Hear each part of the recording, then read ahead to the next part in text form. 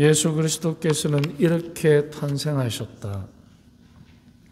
그분의 어머니 마리아가 요셉과 약혼하였는데 그들이 같이 살기 전에 마리아가 성령으로 말미암아 잉태한 사실이 드러났다. 마리아의 남편 요셉은 의로운 사람이었고 또 마리아의 일을 세상에 드러내고 싶지 않았으므로 남모르게 마리아와 파혼하기로 작정하였다. 요셉이 그렇게 하기로 생각을 붙였을 때 꿈에 주님의 천사가 나타나 말하였다.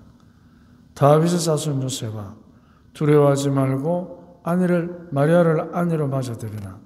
그 몸에 잉태된 아기는 성령으로 말미암은 것이다. 마리아가 아들을 낳으리니 그 이름을 예수라고 하여라.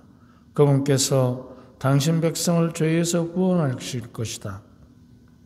주님께서 예언자들을 통하여 하신 말씀이 이루어지려고 이 모든 일이 일어났다. 곧 보아라, 동정녀가 잉태하여 아들을 낳으리니 그 이름을 임마누엘이라고 하리라 하신 말씀이다.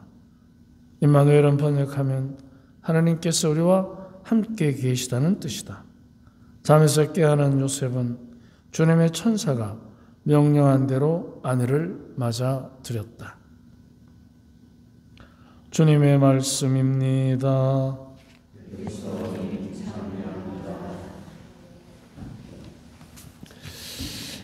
임마누엘 하면 하나님께서 우리와 함께 계시다는 뜻입니다.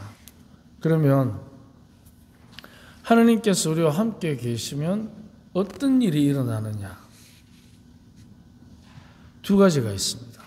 죄인은 회개를 하고 의로운 사람은 거룩해집니다. 요셉은 의인입니다. 그렇기 때문에 천사를 만나고 거룩해집니다. 그래서 말도 안 되는 그 이야기를 그대로 받아들이면서 하느님의 사람으로 살아갈 사명을 결심합니다. 그렇다면 의로운 사람은 성화되고 죄인은 회개하는데 그럼 회개라는 것은 어떤 것일까? 하나님께서 우리와 함께 계실 때 한번 같이 묵상해 봅시다. 강론원고에 보면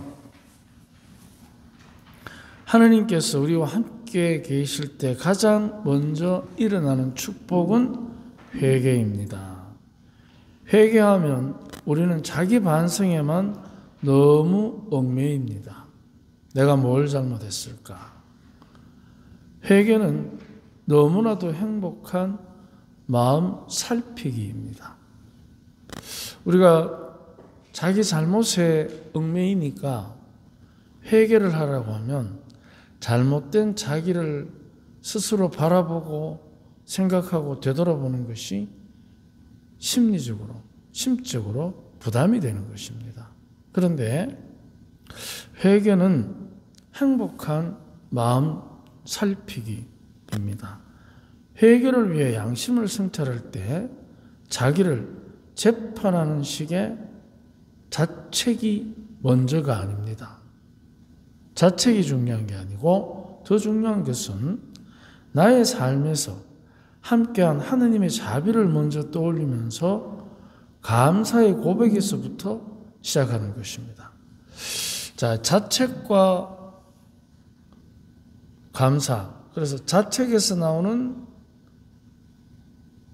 비난과 감사에서 나오는 축복. 이거는 다릅니다. 왜냐하면 감사에서 나오는 위로는 하느님과 함께 있다는 것에 대해서 많은 중점을 두게 됩니다. 그래서 하느님과 함께 있기 때문에 내 죄가 나를 방해하는 것이 아니고 내 죄가 하느님과 함께 있는 것에 깊이를 더해주는 복된 탓이 되는 것입니다. 그런데 우리는 대부분 잘못한 것에 집중을 하다 보니까 자책에 빠질 위험성이 굉장히 많습니다. 왜냐하면 감사는 어떠한 상황에서도 지금의 자신을 있는 그대로 받아들이게 하기 때문입니다.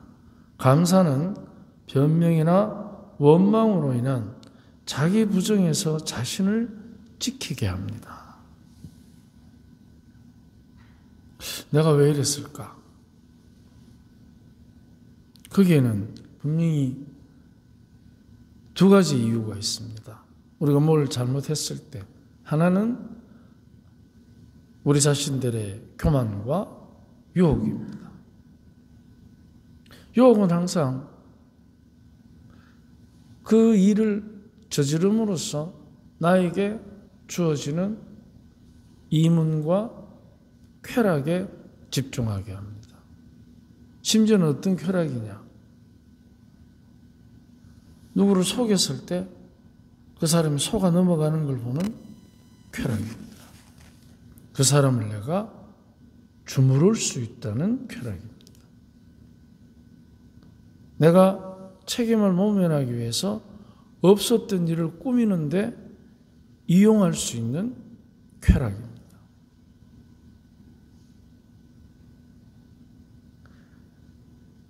그래서 그 감사는 자기 잘못을 부정하는 책임 전가를 통해서 고통스러운 현실을 모면하는 거짓된 음모를 꾸미지 않습니다.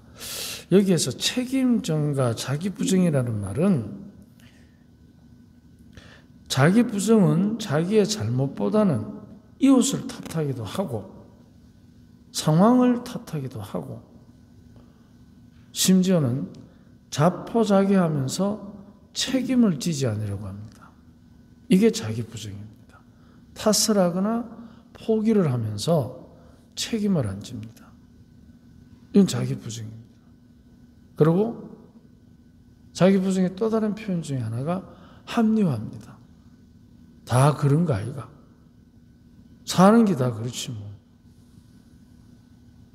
그래서 자포자기하면 잘못을 선함을 지향하는 새로운 기회가 아니라 자칫하면 내가 죽으니 너도 죽어야 한다는 식의 파멸의 선택을 할 수도 있기 때문입니다. 그래서 자포자기, 남 탓하는 거 이런 것들이 이제 책임 회피를 위한 그러므로서 어떻게 하느냐? 내 스스로가 점점 더 자기가 악해져 간다는 것을 의식하지 못하게 됩니다. 회개의 참다운 의미는 비록 나의 잘못으로 일어난 비극적인 상황이라 하더라도 하느님의 자비에 의지하여 잘못을 인정하고 상생하는 보석의 길을 가는 것입니다. 보석의 길. 자, 이제 보석은 벌의 의미보다는 용서를 더 중요하게 여기는 자비의 표시입니다. 보석이라는 것은 하느님의 뜻 안에서 그 보석은 벌로만 취급받는 게 아니고 잘못으로 내버려 두는 것이 아니라 선함을 지향하는 기회로 바꾸는 행복한 수련입니다. 그래서 보석은 고해성사 때 정해준 것을 실천하는 것보다 더 큰 노력이 필요합니다. 우리가 팔이 부러지면 깁스만 하는 게 아니고 뼈잘 붙으라고 영양제를 먹는 것처럼 보석도 정해진 보석도 있고 그리고 거기에 자기에게 알맞는 영양제를 먹듯이 보약을 먹듯이 자기에게 맞는 자기가 정한 보석도 있어야 합니다. 그래야만 고해성사 때 주어진 용서라는 은총을 스스로가 더 풍요롭게 가꾸는 거룩한 수련이 됩니다. 임마누엘, 하나님께서 함께 하시면 죄인은 회개를 하고 의인은 성화되는, 거룩해지는 과정인 것입니다. 용서를 받았기 때문에 죄인의 처지에서 벗어나서 의인으로서 보다 더 성화되는 길, 그게 바로 우리가 보약을 먹듯이 자기에게 맞는 자기 보속이 필요하다는 의미입니다. 그럴 때 죄에 대한 의식은 넓어지고 죄에서 벗어나는 변화의 의지는 더 강화되는 것입니다. 의지는 강화되고 의식은 넓어지고 깊어지는 것입니다. 만약 우리가 자기 죄에 대한 의식이 깊어지고 넓어지면 우리들의 영이, 마음이 더 온유해집니다. 온유하다는 것은 너그러우면서도 그렇다고 해서 덮어놓고 넓은 수가 없는 게 아니고, 너그러우면서도 온유한 것은 너그러우면서도 지혜롭습니다. 그래서 너그러우면서 지혜로운 것은 판단이 어리석지 않고 명석합니다. 그러면서도 어떻게 하느냐? 자애롭습니다. 자칫하면 판단이 명석한 사람들이 자기의 그 명석함으로 인해서 흑과 백을 가르고 의인과 죄인을 가르고 내 편, 네 편을 가리기가 쉽습니다. 그런데 명석한 지혜만큼 그게 따르는 너그러움이 있으면 그게 온유한 것입니다. 그래서 죄에 대한 의식은 넓어지고 지혜는 높아지고 죄에서 벗어나는 변화의 의지는 강화되는 것. 이것은 사랑의 실천이 더 힘이 있게 담대해진다는 것입니다. 회개는 단순히 모든 것을 내 탓으로 돌리는 자기 단죄가 아닙니다. 하느님의 자비에 감사하는 사랑의 수련입니다. 거룩한 수련, 행복한 마음 살피기, 사랑의 수련. 이것이 회개입니다. 그래서 회개는 두 가지로 구성되어 있습니다. 하나는 내 죄에 대한 깨달음, 생각하고 깨닫는 거죠. 그리고 실천적인 것, 더 큰 사랑의 실천을 통해서 정해진 보석, 자기 보석을 통해서 사랑을 수련하는 것입니다.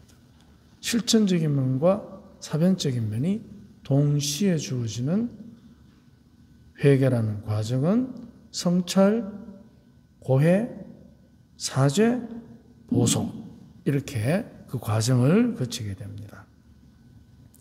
하나님께서 우리와 함께 계시는 표시인 우리 주님의 성탄은 우리 모두를 이 사랑의 수련으로 초대합니다. 그래서 회개는 과거를 탓하는 것이 아니라 현재를 감사하고 보다 가치 있는 미래를 설계하는 지혜입니다. 이런 말이 있습니다. 사람은 자기가 행복하다고 느껴서 행복한 것이 아니라 보다 가치 있는 역할에 집중할 때 더 행복하다는 말이 있습니다. 그러기 위해서는 우리가 이 회개의 과정이 필수입니다. 하나님과 함께하는 하루가 됩시다. 아멘.